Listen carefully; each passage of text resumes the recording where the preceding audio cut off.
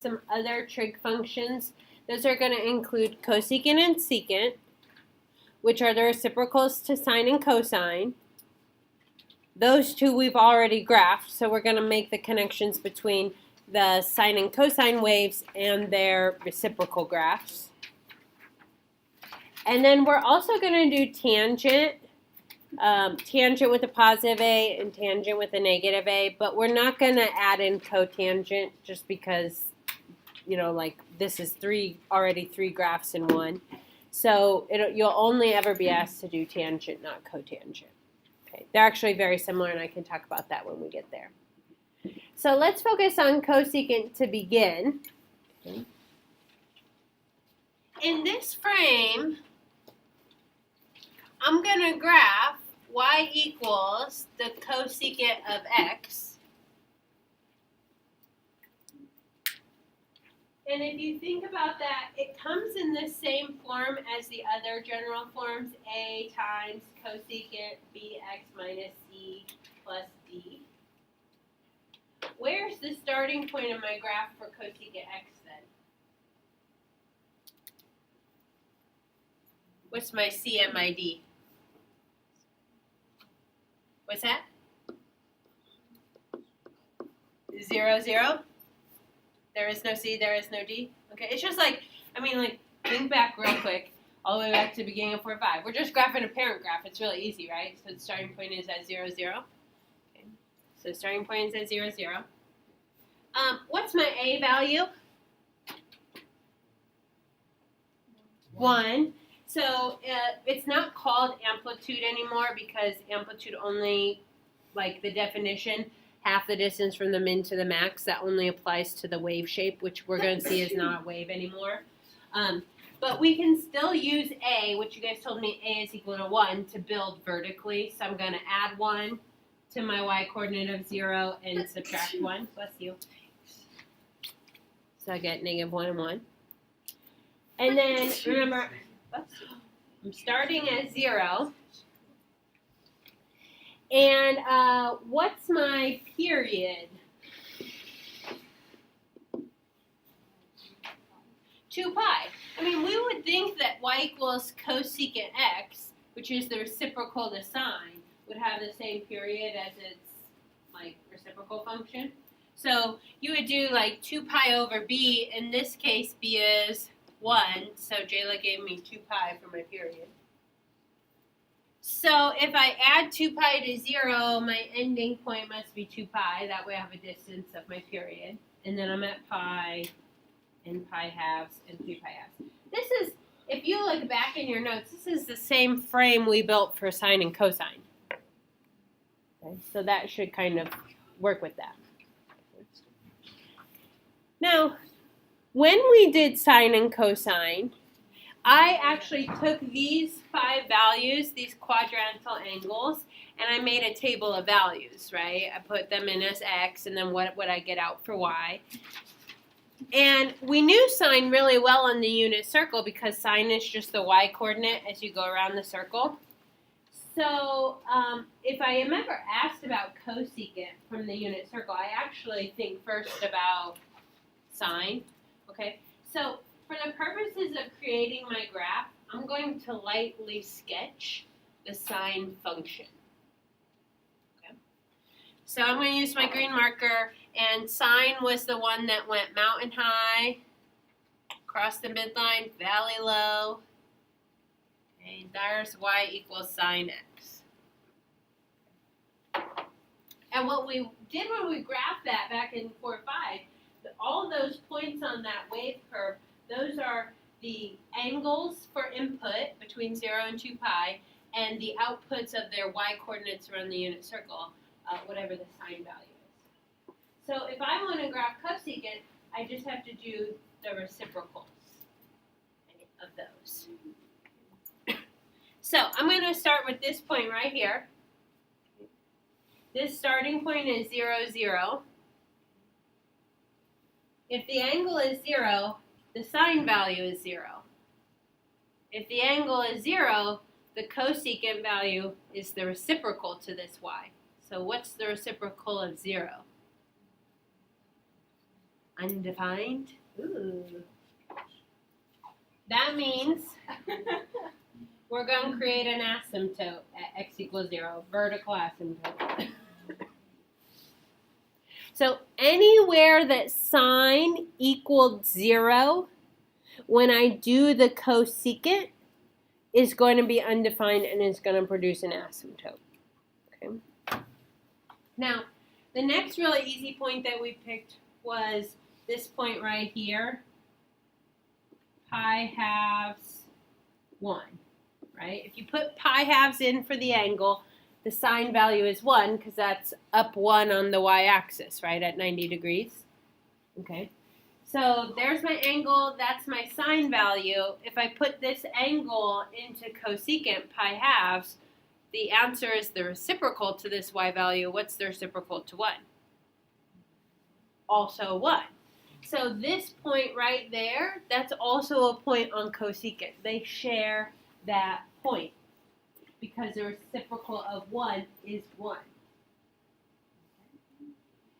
Now, my next point, right here at the midline in the middle, this is pi 0, and this was for sine. When I put in pi, I get 0. When I flip 0 for cosecant, I get undefined a new asymptote. So that's x equals pi. Do you know where your other asymptote is going to be? 2 pi. Okay, wherever it's equal to 0. So when it's on that midline, you're going to have asymptote, x equals 2 pi. Notice how when I write my asymptotes, remember back in chapter 2, first semester, an asymptote is an equation of a line, so I've always got the x equals on it. That's really important when you write asymptotes for me. Okay, so I skipped over 3 pi halves, right? 3 pi halves was another really nice, easy point on our sine parent graph. This point is 3 pi halves negative 1, which means when the angle is 3 pi halves, you're down at that lower part of the y-axis or the negative part of the y-axis, and your sine value is negative 1. Well, if your sine value is negative 1 at 3 pi halves, what's your cosecant value? Also negative 1 because it's a reciprocal. So again, they share that point. Now, right now, I only have these 2 points in the middle of 2 asymptotes, and I'm not really clear about what's happening with my graph. So only this one time, just so we can kind of agree to the shape that's going to be produced here, I'm going to pick another point on the sine graph. I'm going to pick an easy one to do the reciprocal of. So think about y-coordinates that would be easy to do a reciprocal on the unit circle. I'm going to choose a y-coordinate of 1/2. Okay, so on the sine function, I'm going to go ahead and erase this just so I have a little bit more space. On the sine function, when the angle is pi 6, the sine is 1/2, right? You put in pi 6, you get out 1/2. That's the y-coordinate on the unit circle. Okay. What's the reciprocal of 1/2? 2. So when we put it pi 6 into the cosecant function, instead of getting out this same point 1/2, we're going to get the reciprocal 2, which is above our frame. I'm just going to call it right there. Put a little point. And that happens again in quadrant 2 over at 5 pi 6. At 5 pi 6, the sine is 1/2, and the reciprocal is 2, so that's going to be above. So those 3 points are points on the reciprocal function cosecant. What shape do you suppose you might draw? A U shape. Now, it's technically not a parabola, okay? Because it's constrained by the asymptotes. Parabolas aren't stuck in between 2 vertical lines, okay? So it is just a U-shaped graph. So I'm going to go ahead and I'm going to highlight this in blue, these 3 points. Okay, and I'm going to relabel this point was pi halves 1. Okay, so that point is on my graph of cosecant. Now, without drawing extra points, what do you suppose is going to happen in between the asymptotes pi and 2 pi? I'm going to have a u that opens down.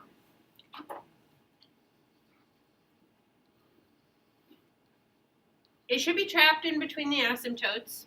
Okay? And this point is 3 pi halves, comma -1. Okay, so I copied it in blue.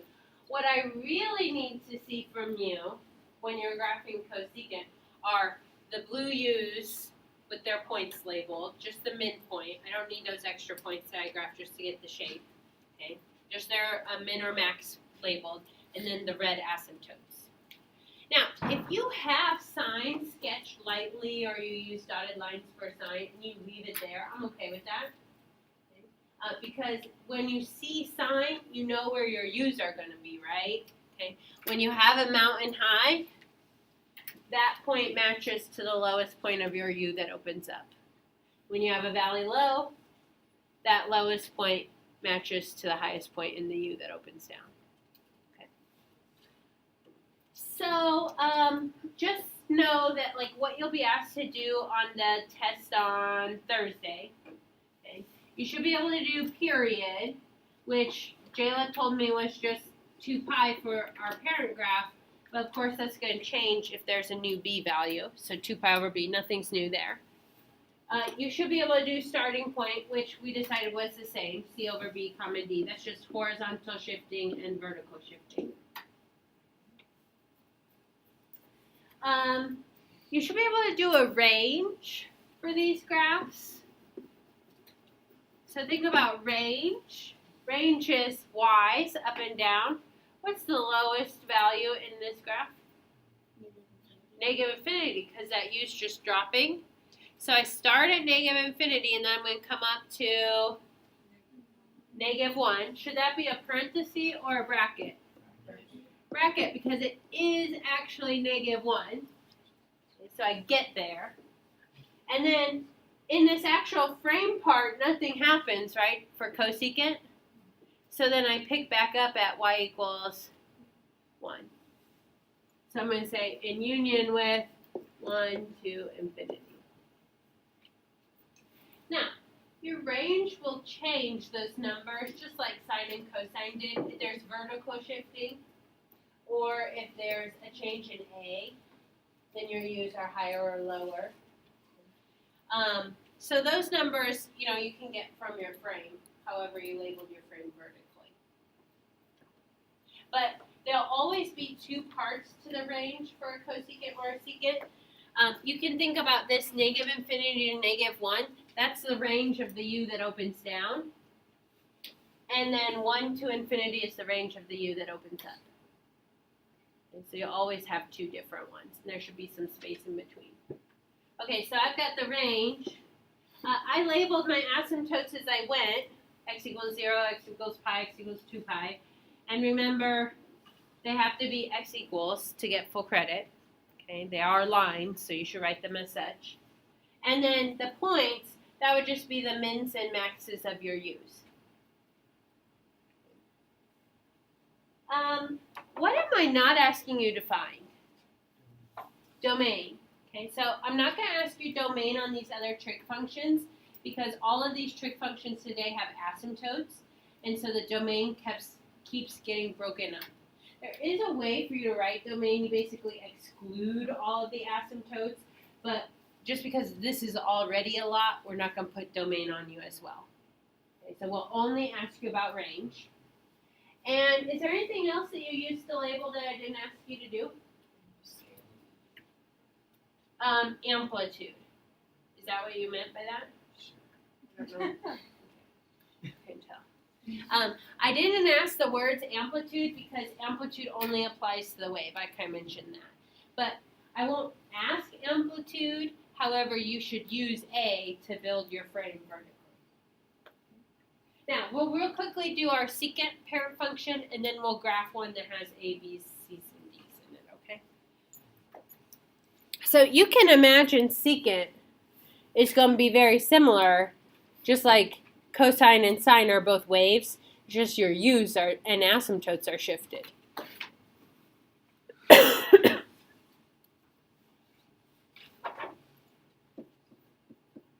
this is going to be y equals secant x.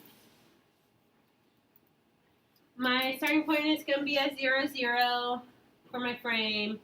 I'm going to go up 1, down 1. And my period, because this is the parent graph, is going to be 2 pi.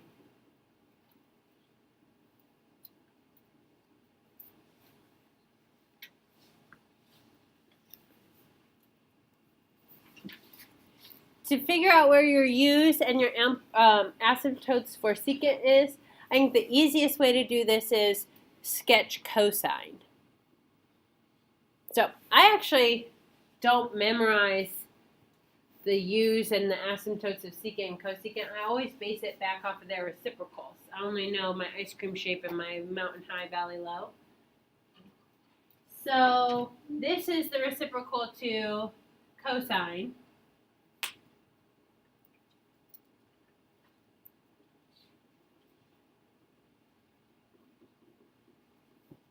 So there's y equals cosine x. And just by seeing cosine x, I know exactly where my asymptotes are. I'm always going to draw my asymptotes where my sine or my cosine crosses the middle line in the graph.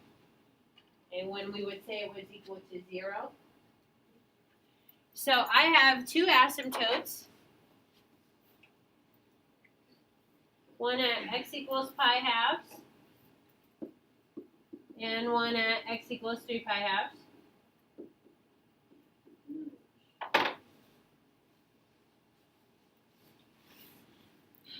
And I can also easily tell where my u's are going to be because they always share that point at the min or max of the frame. Okay? So at the highest point, 0, 1 on the graph of cosine, that's the lowest part of my u over here. Now, I'm only going to draw the right side of the u because that's where my frame begins. Some people really hate that, so they draw a whole u over there. That's fine. It's just not part of the one period. And then I'm going to share this point, pi negative 1. Always keep your u's inside your asymptotes. And then I'll share this point, 2 pi 1. Another half u.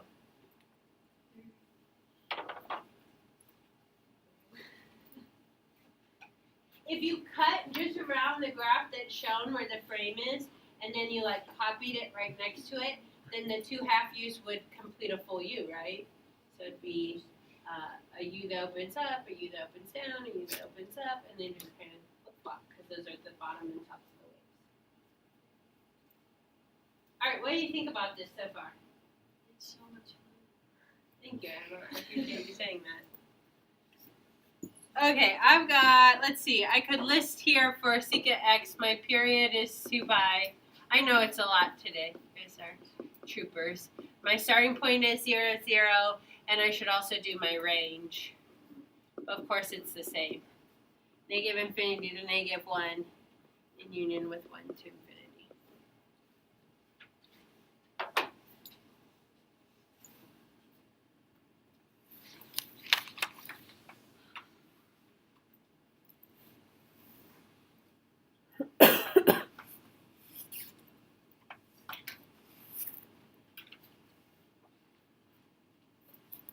Okay, so we're going to do an example where we kind of move things around, change some stuff up, and then we'll talk about tangent. Okay. Y equals negative 2 cosecant x minus pi over 4.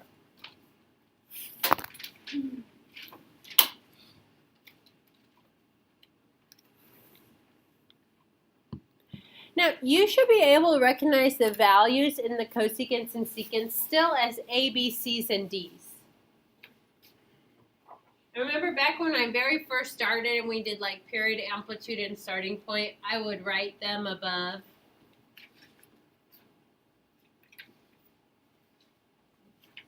So if you need to do that for cosecant and secant, you certainly can. I'm going to go ahead, I'm going to put this in red and make a note to myself. This happened to a few people on the quiz. I always write it down right away, so I remember when I actually get to the drawing part, that's got to be a reflected cosecant, right? It's got that negative in front. Okay, so I probably want to start with starting point. Starting point is supposed to be C over B. What's my value of C? Pi over 4. And what's my value of B? 1. So pi over 4 over 1 is just pi over 4. And what's my D value? 0. And remember, this is the starting point still for the frame, not necessarily your graph. Like if it's a secant, a reciprocal to cosine, that won't be the starting of one of the u's. I guess it doesn't really matter anymore. It won't be your asymptote. Okay. Let's do period. Well, that we already decided B was 1, so 2 pi over 1 is 2 pi. And I don't have an amplitude. I'll just write down that A is 2. And that's going to help me build it vertically. Okay, but you don't have to write down A if you don't want to.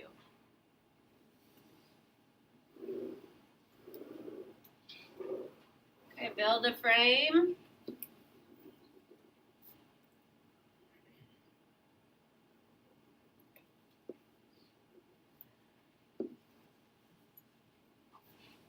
My x-coordinate of my starting point is pi over 4, so I'm going to drop that at the bottom of my frame if you're okay with that. And my y-coordinate is 0, so I'm just going to plop that in the middle right there. That point is pi over 4, 0. To build vertically, use my a value down here, and just from 0, add 2 and subtract 2. So we'll go to 2 and negative 2.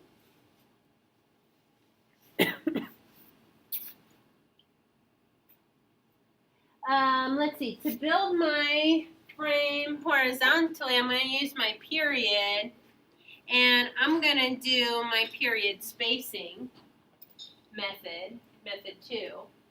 So 2 pi split evenly into 4 different sections is 2 pi over 4 or pi over 2. So I'm just going to add 2 pi over 4. Pi fourths plus 2 pi over 4 is 3 pi fourths. Plus 2 pi over 4 is 5 pi fourths. Plus 2 pi over 4 is 7 pi fourths. Plus 2 pi over 4 is 9 pi fourths. That's method 2, where I just add the same thing, the same spacing every time. And I left it as 2 pi over 4 because then it had a common denominator, so that worked well for me. And if I check 9 pi over 4 minus pi over 4, that's 8 pi over 4, which is 2 pi. Okay, so this is a reflected cosecant, which means it comes from the parent graph of the reflected sine function.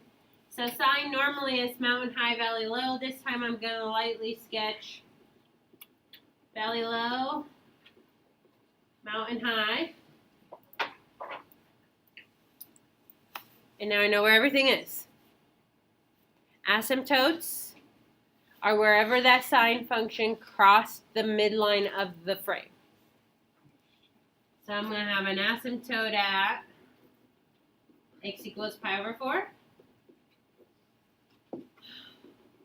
x equals 5 pi over 4, and x equals 9 pi over 4.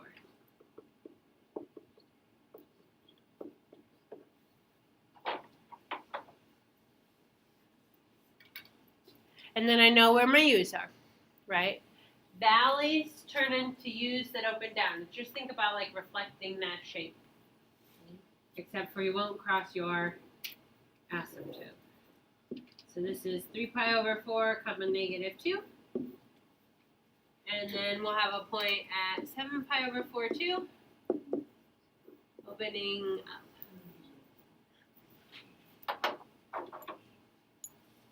That's all based on the sine graph.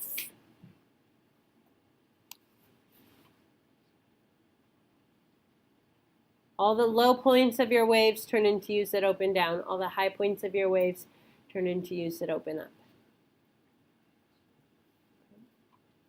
And the last thing, just real quickly, is range, of course. I would probably wait to do range until I've at least labeled my frame, because I know it's going to be negative infinity to whatever the low point of my frame is. So negative infinity to negative 2, because that's going to be the max of my U that opens down, in union with 2 to infinity.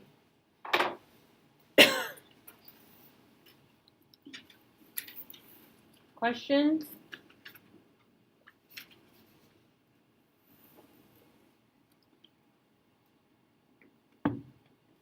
Okay. Now I'm going to talk about tangent. Tangent is different. Think about, remember all students take calculus? How you tell what's positive and what's negative in different quadrants? Okay. Sine, if you go around from quadrant 1 to quadrant 4, is positive, positive, negative, negative. And so it took 2 pi for it to repeat, because it had to go through both positives and then both negatives. Cosine, quadrants 1 through 4, is positive, negative, negative, positive. And so it took 2 pi for it to repeat itself, because you got this positive, negative, and then it switches around, negative, positive. Tangent sine, positive or negative, quadrants 1 through 4, goes positive, negative, positive, negative. So when you get to quadrant 3 and quadrant 4, you're repeating already. So instead of taking a whole revolution to repeat, it takes only half a revolution, which is pi. So tangent is going to have a different period than cosine, sine, cosecant, secant. It only takes pi units to repeat itself. So I'm going to hand out another little blue half slip. It's a lot today, I know. You can do it.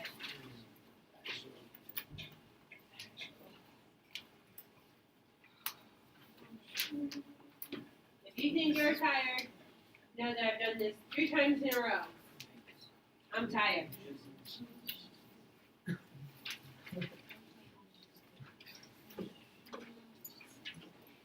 Okay, I think there's tape dispensers. So like guys in the back, if you want to take that and do that fast and then move that tape dispenser thing, get them over. These groups need some, so when the middle is done, make sure you get it over to my side of the room.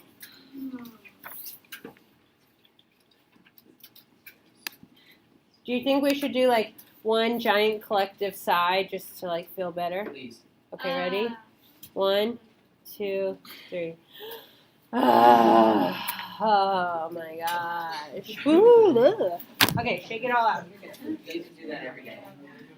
Not every day. Some days aren't this bad, but this is fun. Okay, while you're taping into your notebook, notice some things. Oh, that's so nice. Star, circle, highlight. The way you'll find your starting point does not change. C over B, comma D. The place you put your starting point is new for tangent. It's going to be in the middle of your frame. Okay. So we used to draw frames and put starting points right over there on the left. When you graph a tangent, you're just going to plop your starting point right in the middle. Okay, so not this, this. That's what that means. Just means put your starting point in the middle. Okay, the vertical spacing, we can still use the absolute value of A, just like I did for secant and cosecant. But we're still not going to call it amplitude because tangent is not going to be a wave. And I kind of skipped over a slide just in interest of time here about the shape of tangent. And then star, circle, highlight here, number 3. When you do the period of tangent, it's different. The period of tangent is pi over b instead of 2 pi over b. I think these guys need some tape. They would appreciate it. Oh, you got some? Never mind. You can put it on that shelf. Now, when I do the example, I'll talk about all of this stuff right here, the two methods. But essentially what's happening, since you're putting your starting point in the middle of the frame, you don't want to add your full period. Because then if you subtract your full period, you have 2 full cycles. You're only going to add half the period on one side and subtract half the period on the other. Then a half plus a half makes a whole period. Okay? That's what's happening right there. We want to draw the pictures of tangents so you know where to plot your asymptotes and points.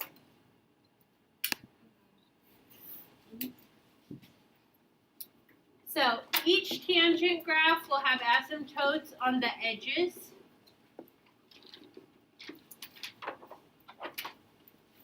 They'll both pass through the starting point.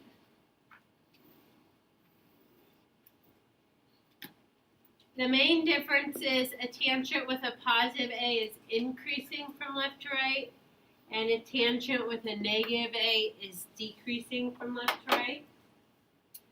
You will plot 2 additional points on the min and max of your frame, like before you get to your asymptotes there. But they kind of look like that cubic graph.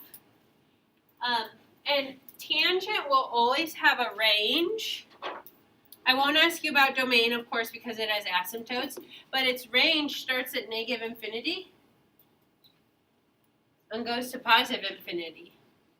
Based on the shape, it's not that U shape. It doesn't like start and stop. It goes forever.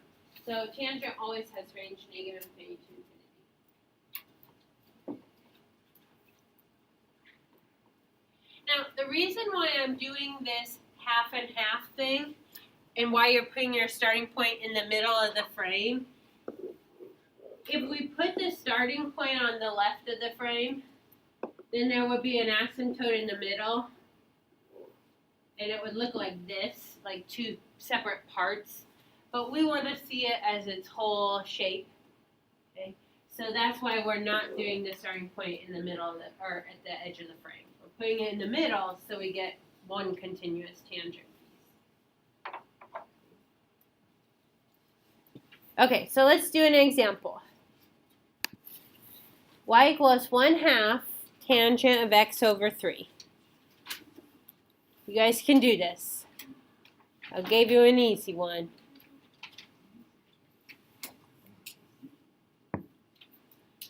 It's easy because what's your C and your D? 0 and 0. So my starting point is at 0, 0. Cool. Yeah. I want to do my period. Remember, this is new.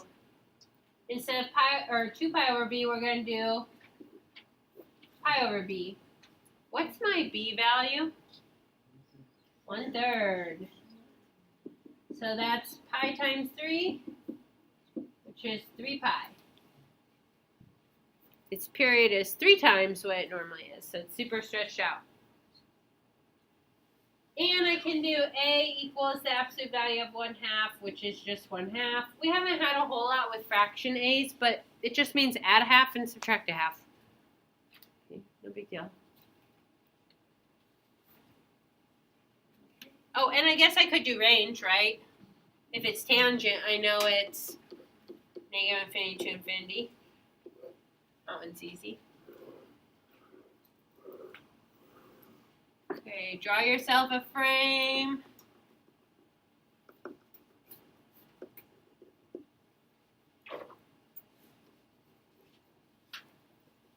There's 2 moments of pause when doing tangent. You have a different period, and then your setup for your frame is different. Remember that instead of putting our starting point 0, 0 over here on the left, we're going to put 0, 0 in the middle. So this is new. SP 0, 0 right in the middle. I'm going to go ahead and say that means this is 0 and this is 0 for x and y.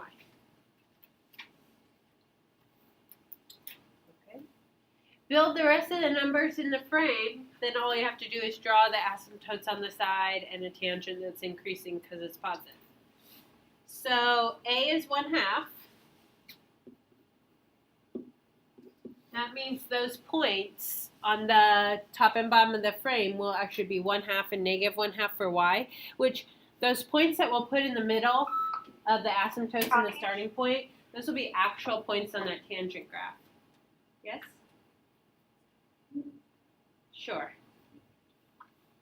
Let's have you stay, but then go to Mr. Steele's when the bell rings. Okay. Now, here's the part that's weird. We need the period right here to be 3 pi. So we'll only add half of it to the right. 3 pi halves. And subtract half of it on the left. -3 pi halves. Then from -1.5 to 1.5 is 3. And in between 1.5 is 0.75 or 3/4. So 3/4 and -3/4. So now I know my asymptote is at -3 pi halves and +3 pi halves. Because they'll always be on the edges of the graph. We do this on purpose to get a nice picture. I'll pass through 0, 0, which I have labeled.